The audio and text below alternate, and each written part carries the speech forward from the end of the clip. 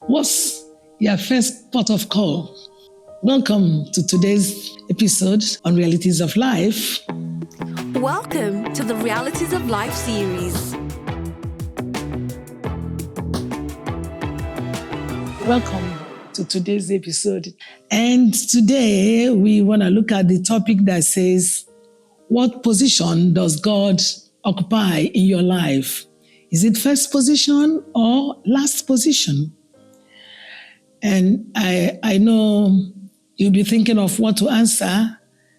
And if you have the opportunity to answer back, you might say first position.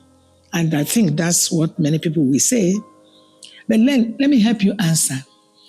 I believe that by the time I say one or two things, then you position God where his position actually is in your life. Now the question goes this way. When something pleasant or unpleasant happens, or when something good or something dangerous, something you don't like, you just meet with your emergency. Something happens, very unpleasant.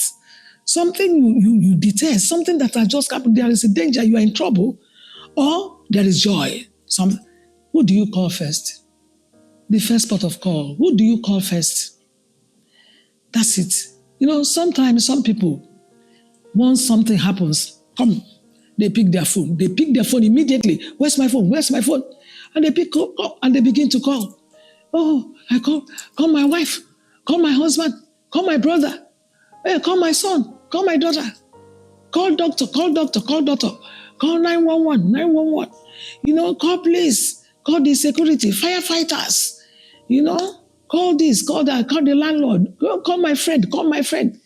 You find out that if you sit down and think about it, just tell yourself the truth. We are talking about the truth about this life. Most times people don't remember God. They make the call.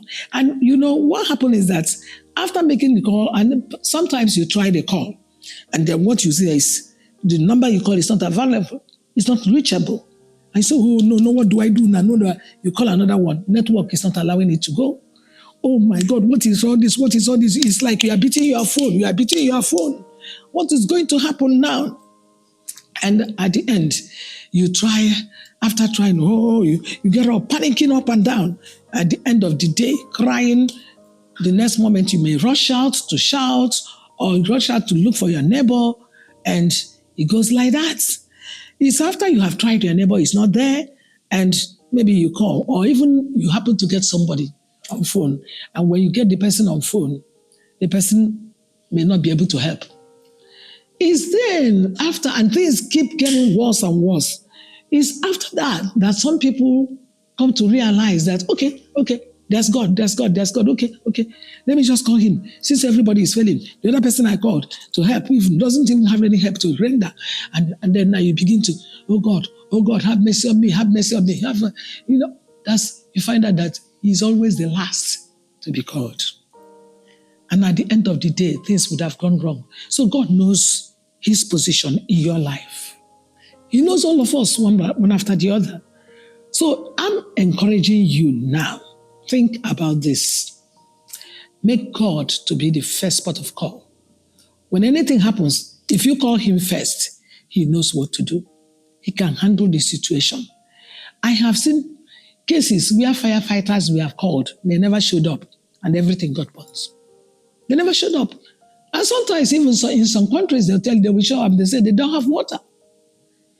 I have seen a time a doctor was called, a doctor couldn't come. And another time, the doctor was called and they said that the doctor was sick. He couldn't come. So you find that the human beings are limited in what they can do. I have seen a case, something happened, and the man was shouting, call my brother, call my elder brother, call my elder brother, call my elder brother. And the phone of the elder brother people could not get through. And so what next? Everybody's like, what next? What next? So I just want to encourage you. Is it calling who? Call the boss, call this way. Don't put your mind in somebody. If you learn to begin to call God first, you find out that The same God knows who to call. The same God knows who to connect. The same God knows how, when, and the way he will do it, and everything will be okay. Now, I remember that there was something that happened. A lady was driving and she lost control of the vehicle. And while she was struggling with the vehicle because there was a ditch somewhere, and she was struggling to put and get the car under control, she was shouting, "Jesus, help me, Jesus, Jesus." And she was shouting and shouting, "Jesus." The car came to a halt, almost at the ditch. God intervened. I have as well had people, when something happens, they begin to call, if the name of the husband is Diamond, or the name of the son Diamond, or the name of the wife or brother, you find out, "Hey, Diamond, Diamond, Diamond, remember me." You know, sometimes some people, when they sleep and there is a kind of nightmare, and they begin to shout the name of their son. They begin to shout the name of their father. They begin to shout the name of them. And at the end, they don't have. Have you experienced something resting on you in a dream and it's like something is heavy on you? Call any name, the thing will still be there. But once you call Jesus, the difference is made. What's your first point of call? I don't know what you're passing through now. And who are you expecting to call? Change your idea. Remember the Shunammite woman, when the son died, she quickly sends a message to the husband, where the husband will say, "Please, can you just send me the ass? I want to go see the servant of God. I want to." And they said, "So are you okay?" She said, "Everything is all right. It's all right. It shall be well." And she took the ass and went. He said, God intervened. She didn't begin to cry, calling the neighbors. Their first point of call. And do you know, the man of God came in, and eventually that servant of God, the person of Elisha, he did something. And the boy got back to life. Do you remember the case of David? Something happened and they were about to stone him. And it was like he didn't begin to look for his captain, second in command. So what do we do? Look at all these people. They're against all this and that. He said, "Come on, quickly." He said, "God, what do I do? What do I do?" I tell you, he inquired and God gave him the answer. Start calling God first. I remember in 2 Chronicles 20, King Jehoshaphat, when he got a threatening message, he didn't just call the people and say, "Look at the message the other king sent to me. Look at it. Three nations, they sent a message that they're going to come and besiege us, do this and that." He just summoned them and said, "Oh God, our eyes are on you. We don't know what to do. Help us." And God intervened. You know this story very well. Hezekiah, when he was told, King Hezekiah, that he was going to die, the man of God left. And the Bible said he turned to the wall. He faced the wall and said, "God, remember. So, and God remembered. And God forgave and gave him 50 more years to live. So I don't know your first point of call, but today, as you are hearing this, change certain things. If you change certain things, you will discover that life will be better and better and better for you. So now think about anytime anything happens, do you pick your phone immediately? Begin to, hello, and panickingly, hello? No more. Call God first. And when you call God, you find out that you'll be calm. And when you are calm, Holy Ghost will minister to you what to do next. And you find out that when you do it, everything will be under control. That's it. I just want to encourage you and tell you that it's always important for you to lean on God, and this God will do something. There was one woman that told us that her house caught fire, and she didn't know what to do.